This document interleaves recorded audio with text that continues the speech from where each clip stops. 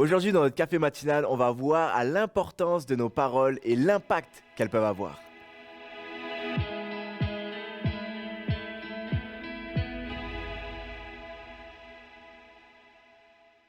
Bonjour et bienvenue à votre café matinal. J'ai une question en commençant pour vous.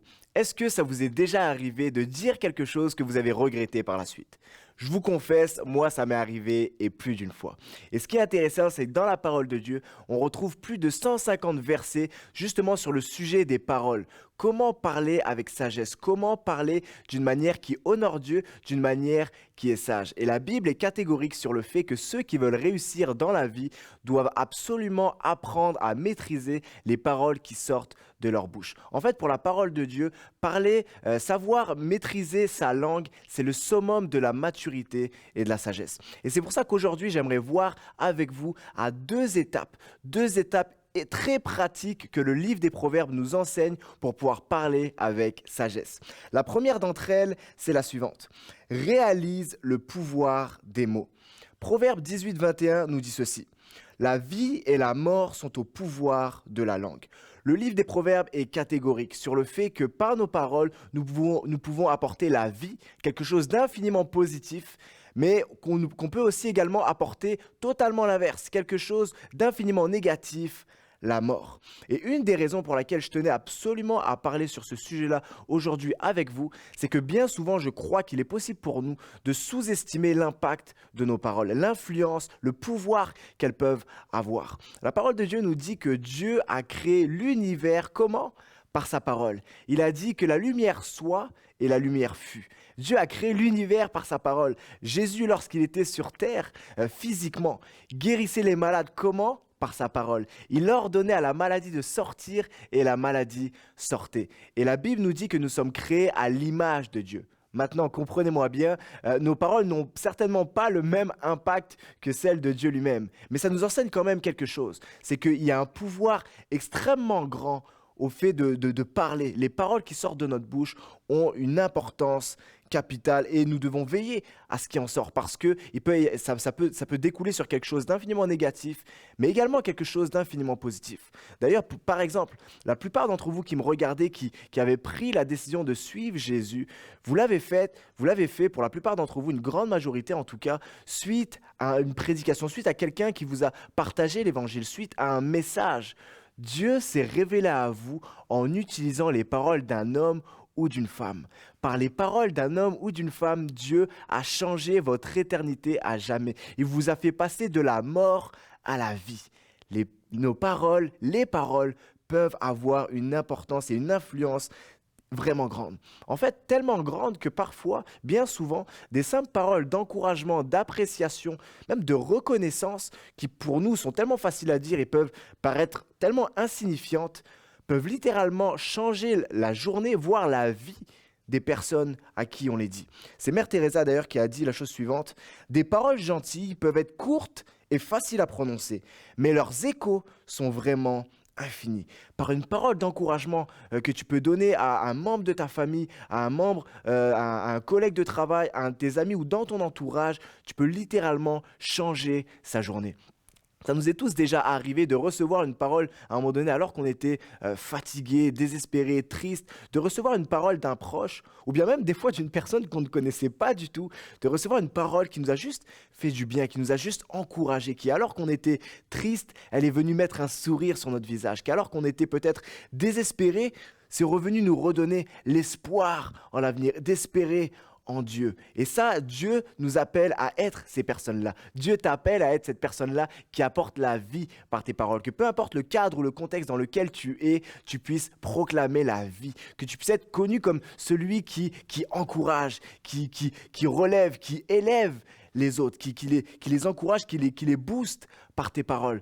Qu'on puisse être des proclameurs de vie. Qu'on puisse être des personnes qui avons l'habitude dans notre quotidien de prendre le temps et de s'arrêter pour souligner les personnes qui nous entourent. Des personnes ça peut être ton époux, ton épouse, tes enfants, tes collègues de travail, tes amis, de juste les souligner, de dire: «Hey, j'ai remarqué que tu es fidèle dans toutes tes responsabilités, à quel point tu as un bon cœur, tu es fidèle, tu donnes à l'ouvrage. Merci pour qui tu es», de donner des paroles de reconnaissance. Parce que j'ai observé quelque chose, c'est que bien souvent, on est très très bon à remarquer tout le positif des gens autour de nous, à quel point ils sont précieux, à quel point ils sont bons dans ce qu'ils font, ils sont talentueux. Mais des fois, par gêne, par pudeur ou même parfois par fierté, on n'ose pas leur dire. On ne leur communique pas ça, puis c'est comme si on se retient, sans savoir qu'en retenant ces paroles de vie envers ces personnes-là, on retient une bénédiction que Dieu veut leur apporter à travers nous. On les prive d'une bénédiction. Parce qu'il y a une réalité, hein, c'est que bien souvent on n'a aucune idée de ce que les personnes de notre entourage vivent au plus profond d'elles-mêmes. On les connaît, on parle avec eux, mais au plus profond d'elles-mêmes, on n'a aucune idée de ce qu'ils vivent. Parce qu'on vit dans une société où on est très très bon, je dirais même qu'on est des professionnels à montrer juste le positif, montrer juste que tout va bien, à mettre un sourire alors que intérieurement, on souffre, de montrer qu'on est toujours en contrôle, qu'on a besoin de personne. Et le piège avec ça, c'est que les gens autour peuvent le croire. Et bien souvent, ça peut être nous. On peut regarder les gens autour de nous et de dire: hey, oui, elle est précieuse pour moi, puis j'aimerais l'encourager, mais elle n'a pas besoin. Elle n'a pas besoin que je l'encourage, elle n'a pas besoin que je la remercie. Elle sait qu'elle compte pour moi, puis elle a tellement l'air d'avoir toute sa vie checkée, en contrôle, juste le sourire. Elle a besoin elle a besoin de personne, on dirait.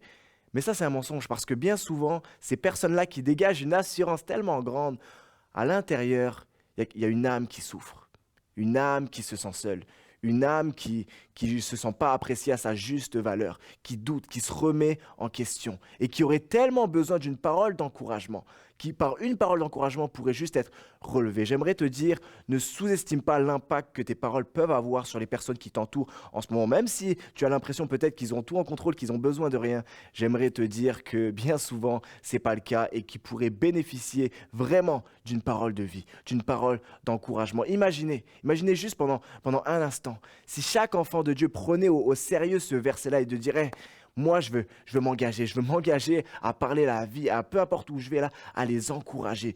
Imaginez comment l'Église brillerait, les conversations que ça pourrait ouvrir au bureau, au travail, avec nos amis qui ne croient pas. Ce serait vraiment quelque chose de grand de dire: hey, on proclame la vie ensemble. Et c'est un défi que je vous lance d'aujourd'hui, de prendre un temps de vous arrêter, peut-être d'aller voir vos enfants à qui ça fait longtemps que vous n'avez pas dit que vous étiez fiers d'eux, de voir votre époux, votre épouse, de leur dire: hey, de leur dire que vous les aimez. C'est une chose, hein, d'être reconnaissant. C'est une chose d'être reconnaissant pour notre famille, pour notre travail, pour nos collègues, pour nos amis.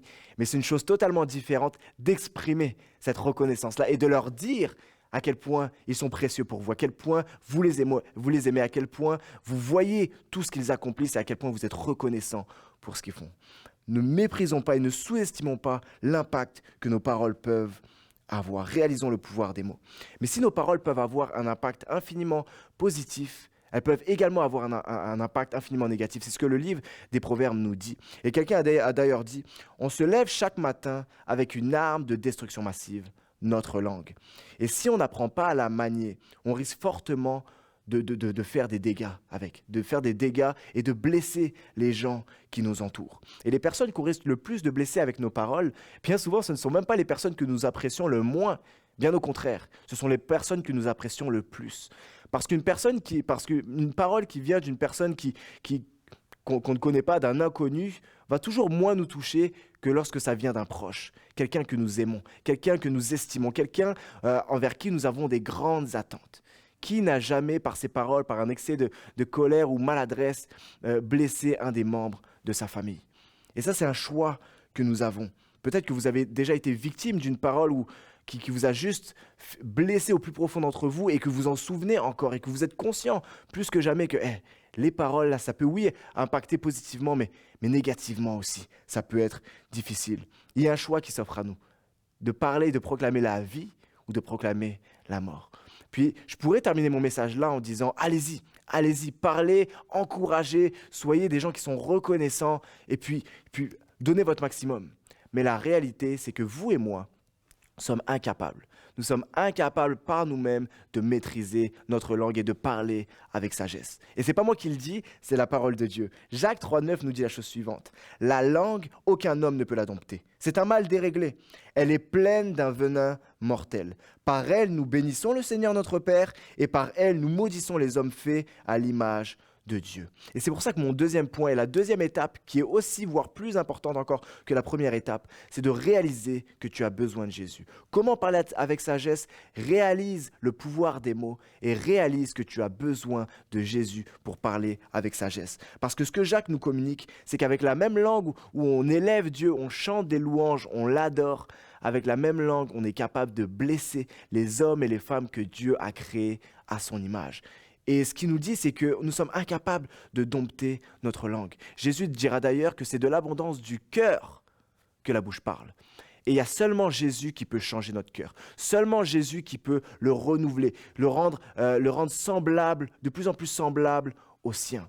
Parce que si ton cœur est rempli d'amertume, de rancune, d'insatisfaction, de colère, de jalousie, de comparaison, ce qui va sortir de ta bouche, tu auras beau essayer de toutes tes forces, mais ce qui va sortir de ta bouche, ça va être négatif. Ça va être négatif.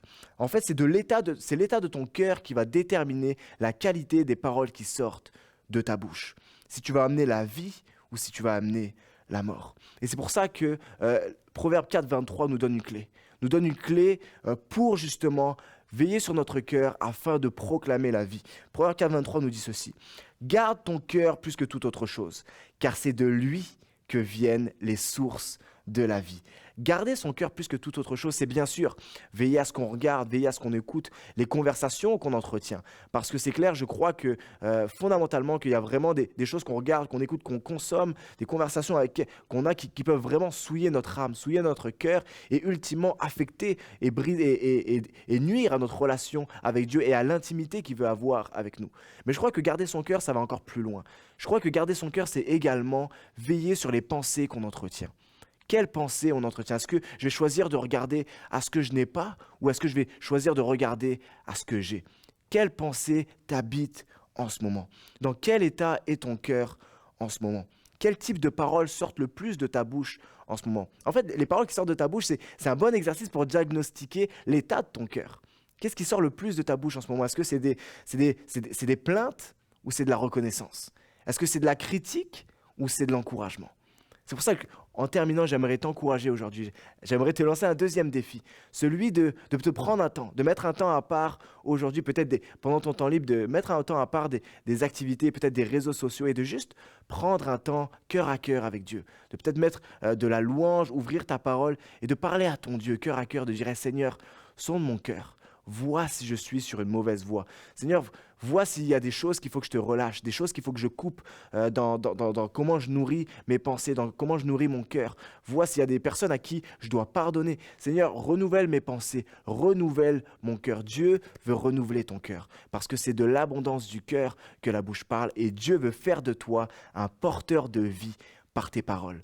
Alors j'espère que ça a pu t'encourager, ça a pu te parler. Je vous souhaite à tous une bonne journée. Que Dieu vous bénisse.